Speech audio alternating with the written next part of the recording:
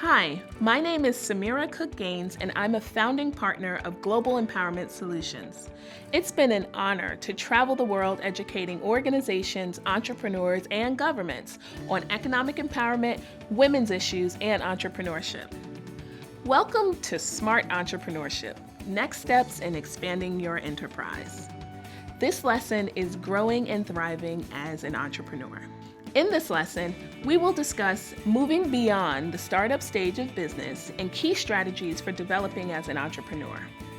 Once you've spent time working through the initial stages of business startup and development, you'll want to begin planning for business growth.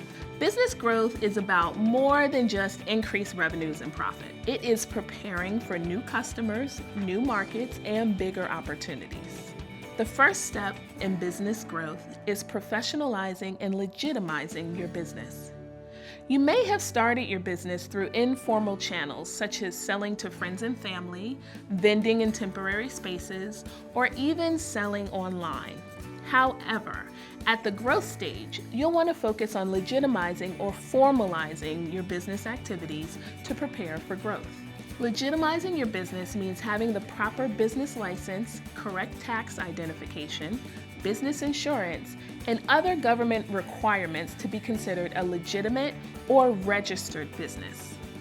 Once you're registered, your business is eligible for bigger opportunities. For example, you can now take on large customers because they'll be willing to spend more money with you, knowing that you have the proper protections and infrastructure in place. This shows that you are established and not going to disappear overnight without delivering your product or service. Formalizing your business is the first step in creating trust with new customers. You will have an easier time expanding into new markets and attracting new businesses. Legitimate businesses are considered a part of the formal economy, and they're seen as an asset to communities and nations. They are representative of stability and are accountable under the law and can be held to fair and humane treatment of employees. It is helpful at this stage of your business to identify a business mentor or coach. A business mentor would be someone who is further along in their business journey and they've already experienced much of what you are facing. A mentor should be someone already familiar with your industry and processes. They can give you guidance on registering your business or even obtaining permits and licensing that may be needed to operate. Formalizing your business also opens the door for participation in government business support programs. Many countries offer incentives for companies and individuals that contribute to their economic prosperity. Small businesses are the first line of employment for neighborhoods and communities. Good economic policies support entrepreneurship and business startup and growth. There are business-friendly policies that emphasize buying from local businesses and buying in small amounts. This helps growing businesses with limited capacity provide products and services that governments need. Procurement policies can really help expand growth opportunities for small businesses and have a positive impact on the economy. Other types of economic policies that support growing businesses are financial regulations and protections for small businesses that ensure a level playing field as new enterprises are created. Programs and policies will likely be different depending on where you live, so be sure to do your research. As you grow your business, you may have a need to access capital through loans. Small business and consumer protection policies that prohibit predatory lending and high-cost loans are necessary for a healthy economy. Predatory loans can eat into the profit and ultimately stagnate the growth of your business. These types of protection policies mostly target formal businesses for benefit. Once you've formalized your business, you should focus on three important aspects of business establishment and growth: financing, failure, and sustainability. You will likely need additional capital or financing to pursue bigger opportunities and access new markets for business growth. At the growth stage, there are a multitude of options that depend on your business goals and needs. Small business loans are a common avenue for growing businesses. At this stage, you have a track record for revenue, and a lender can easily determine whether your business is able to pay back the loan with interest. Another option for financing is investment funding.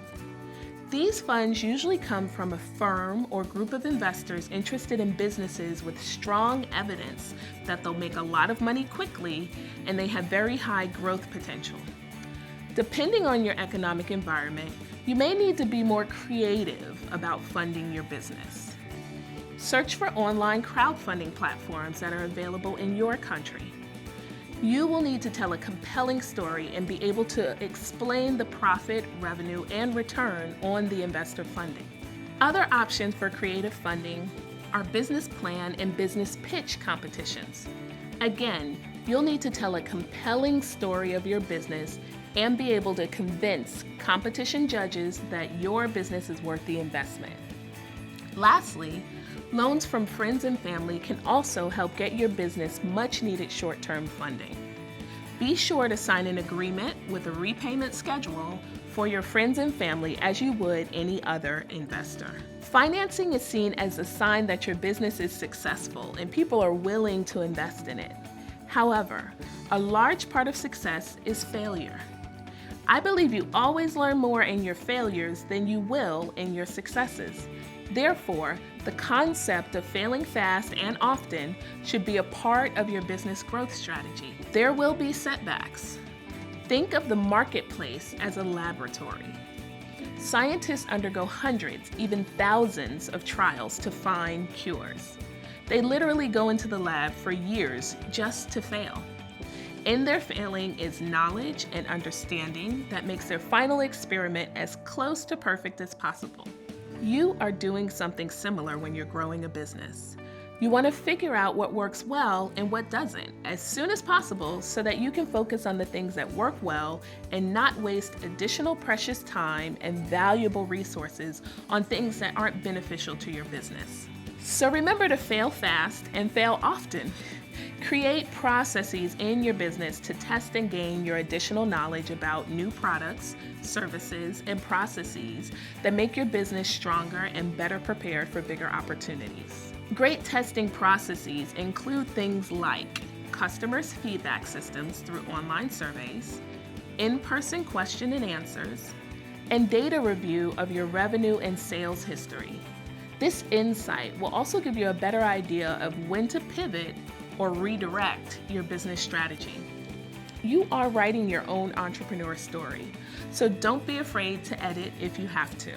You can also learn from what others have done in similar situations. There is no shortage of testimonials on how businesses large and small have both succeeded and failed. These are great ways to build on the valuable insight you gain from failing. A favorite quote of mine by Nelson Mandela says, "I either win or I learn." So remember to continue winning and learning on your entrepreneur journey. Finally, let's discuss creating sustainability in your growing business. Sustainability means your business is resilient and can withstand changes over time. You can create a sustainable business through establishing healthy economic, social, and environmental systems. There are several best practices in sustainability. They include stakeholder engagement, environmental consciousness, and routine social impact assessment. Stakeholder engagement is about receiving feedback and input from existing and potential customers, partners, collaborators, employees, service providers, and even government officials. These are all very important relationships that require intentional management and engagement. Understanding stakeholder positions and criticisms help to make your business more collaborative and therefore more likely to have support in times of challenge and crisis. Your stakeholder engagement should include a look at stakeholders at the local, national, and international level. Environmental consciousness is about making sure your business has limited adverse effects on the environment. Business practices such as recycling or paperless office policies, commuter support programs, and even utilizing local sources for company supplies to reduce carbon emissions all serve as ways to minimize environmental impact and increase sustainability. Lastly, a regular review of your social impact helps you to understand the effect your business is having on the society around it. Businesses that have social impact goals are more likely to retain great employees and have committed customers and business partners. A positive impact on society often equates to positive cash flow in your business. Ultimately, being a successful entrepreneur means making smart choices. Understand the rules and regulations you're required to follow, gain the expertise necessary to run your business, have a realistic plan for growing your company, and make a positive impact on your community by providing employment opportunities and economic growth. After you've completed all of the lessons in this course at yali.state.gov, you can test your knowledge and earn a YALI Network certificate.